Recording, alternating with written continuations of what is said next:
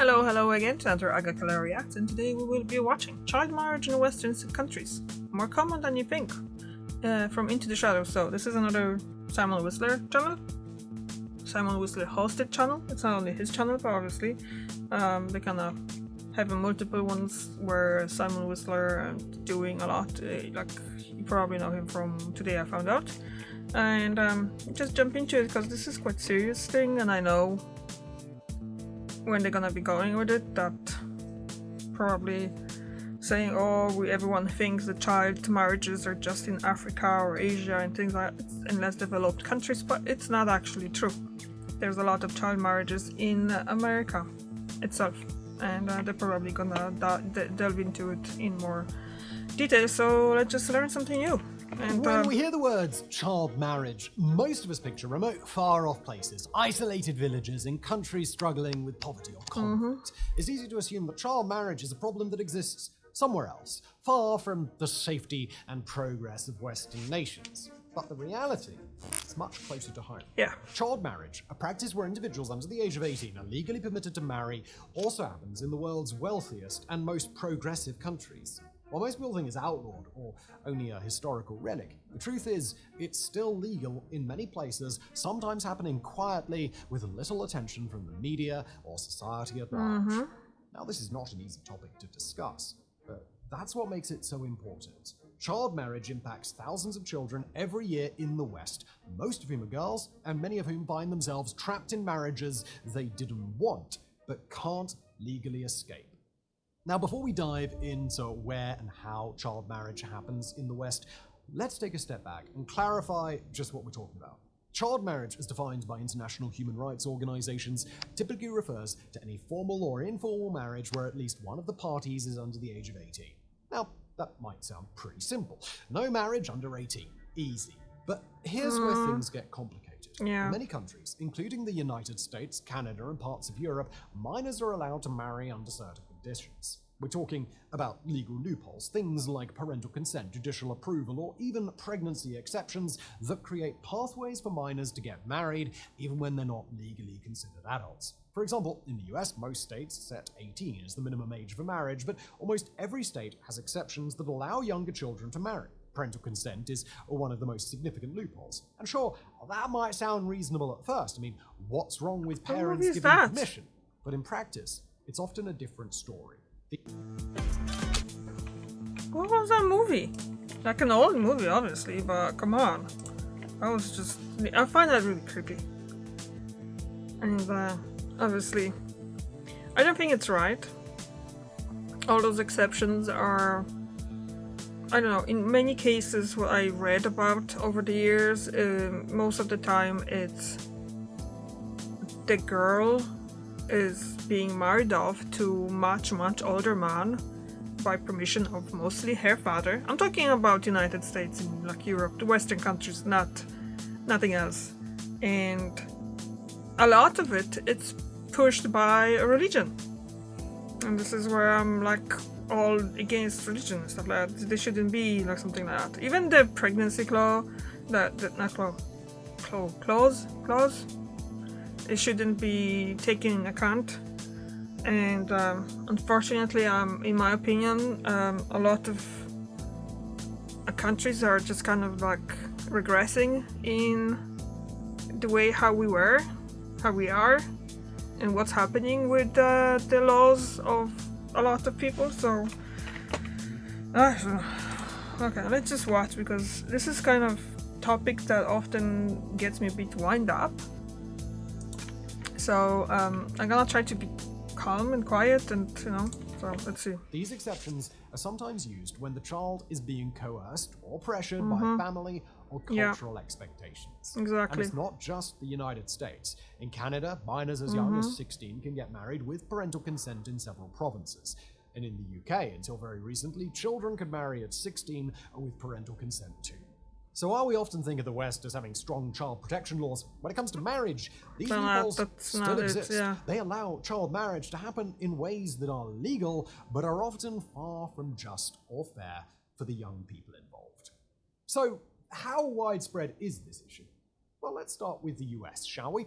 Between 2000 and 2018, roughly 300,000 minors were legally married in the United States. And Sorry, I'm gonna pause here because I wanna see those numbers. Here, look.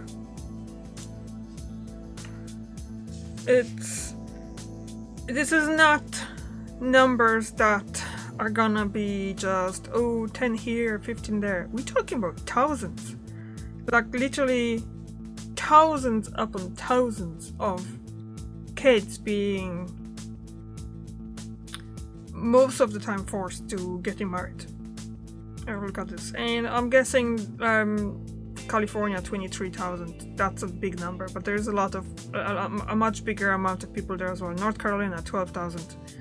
Oklahoma 8,000. Texas 41,000. 41,000. I know this is not just kids when we kind of see this. It's not just kids, but it's not right either. Someone who is 18 years old or younger often doesn't know what they want to do next day with their free time and stuff like that. I'm 41 years old and I often still don't know what I exactly want to do next day for just if I'm off or something like that. And how someone that young is supposed to decide, and then it's just being coerced into getting married. Especially most of the time it happens that it's mostly girls. So yeah. 300,000 children. Most were girls, sometimes as young as 12 or 13, marrying partners often much older. In many states, laws allow minors to marry if they have parental consent or a judge's approval. And some states go even further, allowing exceptions for reasons like pregnancy.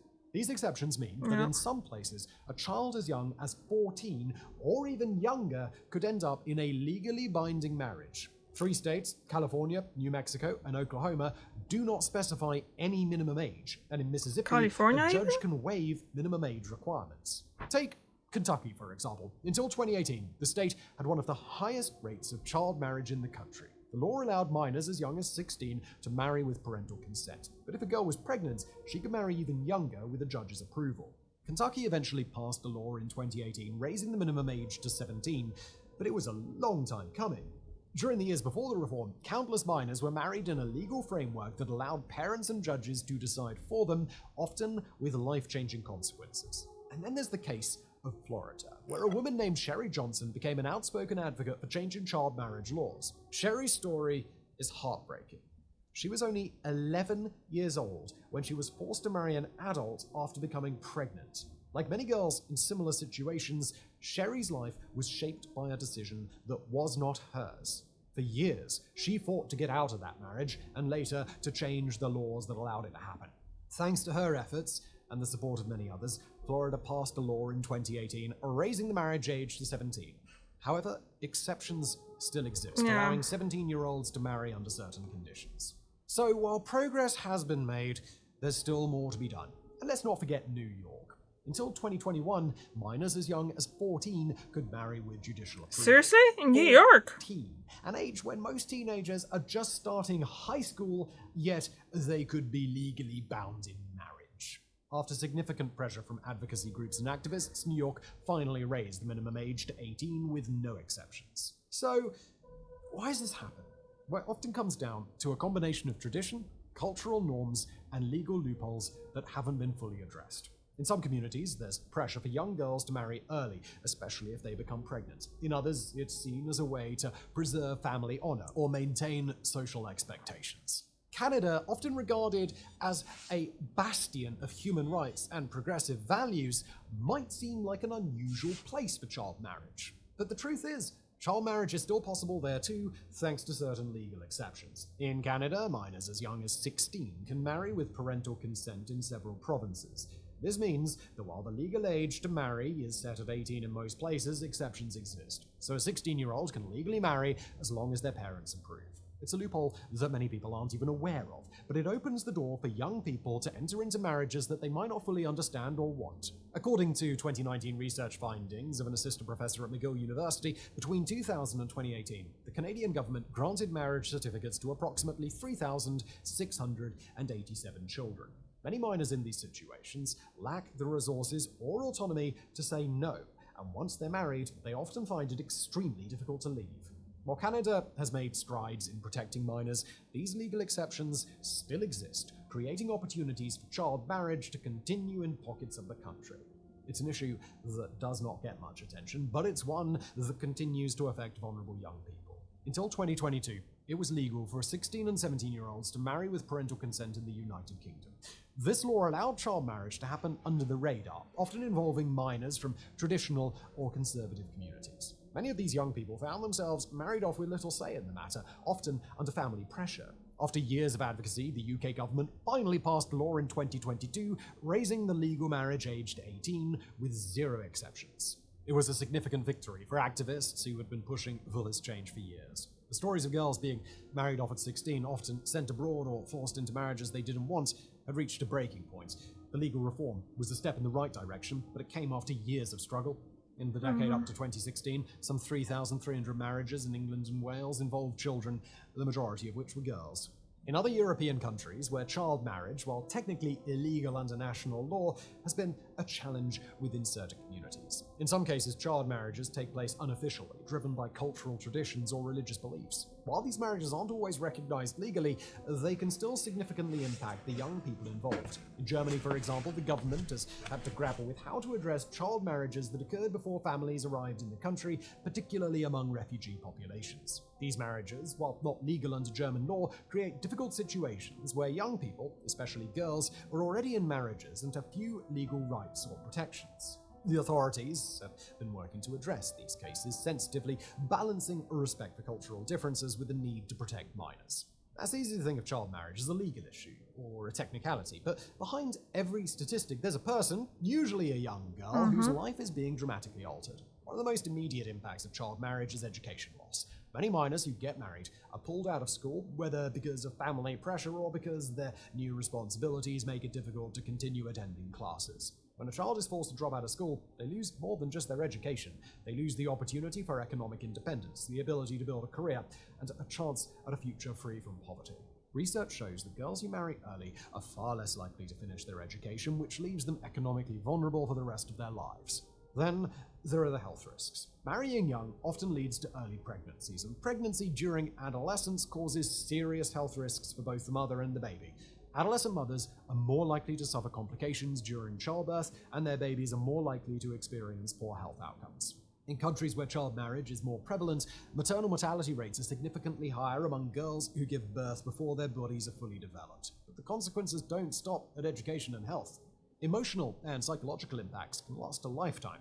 Many of these marriages involve significant power imbalances, with the minor often being in a weaker position than their much older spouse. This can lead to feelings of isolation, anxiety, and depression, as well as emotional and, in some cases, physical harm. The pressure to conform to the role of a spouse at such a young age can lead to long-lasting psychological scars. And then there's social isolation. Many girls who marry young find themselves cut off from their peers, friends, even their family. They may be expected to move in with their spouse's family, where they have little support and even less freedom. Without a strong social network, they often feel trapped and powerless, with few resources to help them escape a marriage that they didn't choose. The emotional toll of child marriage is devastating. These children are thrust into adult roles before they're ready, often without understanding the full scope of what's happening to them. The damage, psychologically, emotionally, socially. Yeah, that's... No one really think about the fact that they're still developing most of the time. I'm not talking about 16, 17-year-olds. I'm talking about those really young kids, like they're 12, 13, 14. They just still developing mentally as well. So it's just... Oh, forgot to turn it on. So it's not that easy to just say, oh yeah, they'll be fine. No, they won't, because most of the time in cases like that, they're being forced. They're being forced to marry. Often, one of the articles I read basically was saying that often in America, especially among certain religious groups, it's fact is that often those girls are being forced to marry their rapists. Well, it's not right whatsoever. So it's just like, can you imagine being violated like that and then have to marry that person and live with that person under one roof for all, I don't know how long, till you be able to actually escape? And often those women can't escape no matter what, and then they have children with this people as well. It's just, this is something that I think legal age for marriage should be 18. And America is this one country that just kind of drives me kind of mental in the fact that you can't get an alcohol when you're 18, you have to wait till you're 21, but you can get guns and you can get married when you're not even 18. Just doesn't make any sense. No sense whatsoever. It's just... can last a lifetime.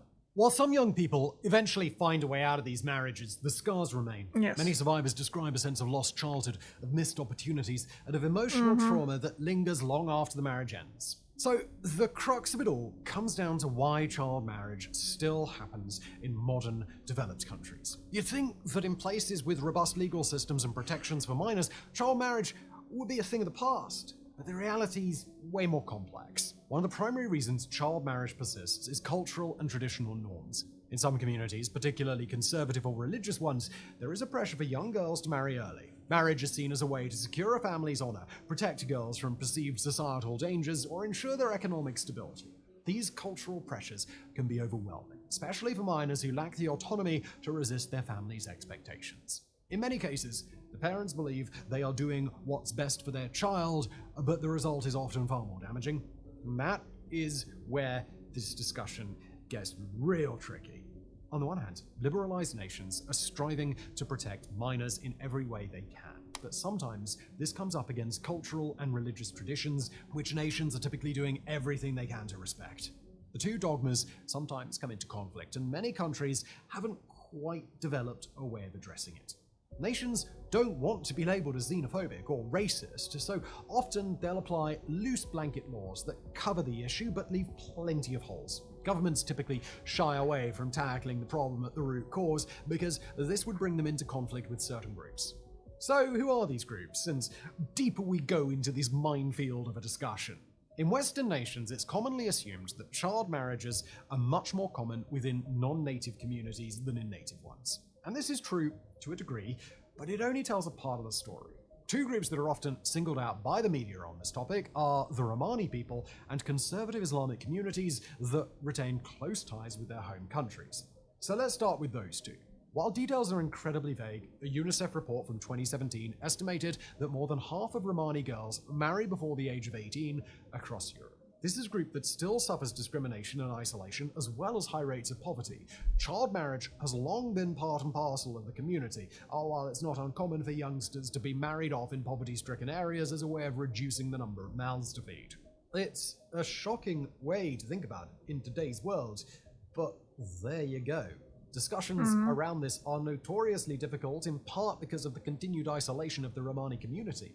It remains a long-standing tradition within the Romani, and Western European countries are struggling to make much headway here. Major steps have been taken in recent years, but conservative Islamic communities also have higher rates of child marriages, sometimes where an older man travels back to another country before returning with a child bride, with Pakistan, Bangladesh, and Somalia being the countries most often involved. If addressing the Romani issue has been dicey, trying to affect actions within Islamic communities proves an even greater challenge. People sometimes see it as a religious matter, but that's not exactly the case. There's nothing in the Quran that explicitly supports child marriage, but there are certain passages that speak of an age of maturity that is typically linked with the menstrual cycle. Instead, this is a social and cultural issue within communities very different from what we've come to expect in the West. So far, the argument of the outsiders causing all these problems rings true. Yeah, but that's not all. Well, now it's time to go the other way. Much of the opposition to blanket bans on child marriage in the United States comes not from minority communities that are seeking to instill their traditions in the good old US of A, but from evangelical groups and their lobbyists with a healthy amount of support, albeit quieter, coming from Orthodox communities, with the Jewish community certainly not being squeaky clean here. While in Canada, many of the child marriages occurred among small religious groups in British Columbia and Quebec. And that brings us back to religion. Is it simply a coincidence that fringe conservative religious communities, whether that's Christianity, Judaism, or Islam, have high rates of child marriage? Well, no. Of course not. It doesn't matter how forward-thinking many parts of these groups might be, there will always be sections that base their beliefs and actions in the modern day on ideas that were written down thousands of years ago. As society moves further and further forward, this will always clash with long-standing ideas ingrained in some religious beliefs. The leaders of every major religion in Western countries have voiced their concerns and opposition to child marriage, but fringe groups continue to do as they wish. So, is this a left versus right issue? Well, again, not exactly. Recently in California, the supposed bastion of liberalism, local chapters of the American Civil Liberties Union and Planned Parenthood came out against a law that would have banned child marriage in the state. The prospective law was eventually squashed because lobbyists from these groups were able to pressure Democratic lawmakers into withdrawing it. Now, despite Californian absurdity, it's fair to say that child marriage is much rarer in Democratic states than Republican. As of June 2024, 13 states have banned underage marriages, with no exception, and most have a solid Democratic leaning. Delaware, New Jersey, Pennsylvania, Minnesota, Rhode Island, New York, Massachusetts, Vermont, Connecticut, Michigan, Washington, Virginia, and New Hampshire. In some states, you can probably guess which, when the question comes down to abortion or underage marriage, enough will choose the latter to ensure that the state's laws remain in murky limbo. This isn't simply a problem that can be blamed on outsiders. In the United States in particular, it's an issue that strikes deep at religious doctrine and ideas of self-governance. It affects practically every ethnicity, but for different reasons, whether religious, cultural, societal, or even socioeconomic. Across the West, the fight to end child marriage continues, with survivors and activists leading the charge. They're pushing for stronger laws, more awareness, and better protections for minors. It's not just about changing the legal age, it's about changing the mindset that sees children as ready for marriage. This is an issue we think we all agree on, but obviously that's not quite the case. This is just about as complex and as murky as they come. Thanks for watching. Yeah, this is really good way of going about it, because honestly, it's not easy to talk about, especially when in most cases, like you pointed out, it's kind of like a religion have a lot to do with it. And going against the religion is always just looked wrong, isn't it? In America, it's really strange about it. Like, I grew up in Poland, where it's being told it's just a highly Catholic country, but no one would, I don't know, dismiss me, or like not dismiss, but just like looking at me badly because I'm an atheist. Being an atheist in Poland is like viewed not being something scary or devilish, like I've seen some people write on internet from America. It's just like the understanding of being in a non-religious or atheist openly and being religious. It's just, I think there's a more harmony in between that in Europe than it is in America. I wonder why, but maybe that's something I should make a reaction about next week. I'll see if I remember about this. So, okay. What do you think about all those child marriages? And yeah. Thank you very much for watching, and I'll see you tomorrow. Bye.